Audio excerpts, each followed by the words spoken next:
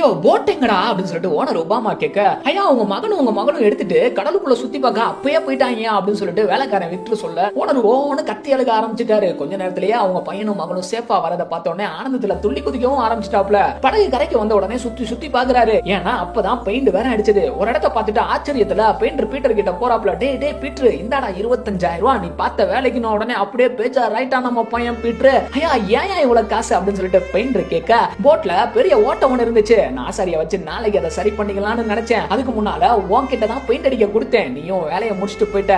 நான் இல்லாத நேரத்துல என் பிள்ளைங்க ஓட்டம் போட்டு எடுத்துட்டு கடலுக்குள்ள போக எனக்கு உசுரே கையில இல்ல. பட் திரும்ப சேஃபா வந்ததை பார்த்த உடனே என்னால நம்பவே முடியல. ஓட்ட போய் பார்த்தா அந்த ஓட்டைய நீயே மறைச்சு பெயிண்ட் வேற அடிச்சு வச்சிருக்கேன்னு அப்பதான் தெரிஞ்சுச்சு. நீ காசை பார்க்காம மனசாட்சி உண்மையா இருந்த பாத்தியா, இனிமேல் நீ தாண்டா என் கம்பெனியோட மேனேஜர்னு சொன்னாராமா. எஸ் பைபிள் தெளிவா சொல்லுதுங்க, கொஞ்சத்துல உண்மையா இருந்தா உன்னை அநேகத்தின் மேல அதிகாரியாக வைப்பேன்னு சொல்லிட்டு. சோ உண்மையா இருங்க, எல்லாத்தையும் மனசார செய்யுங்க.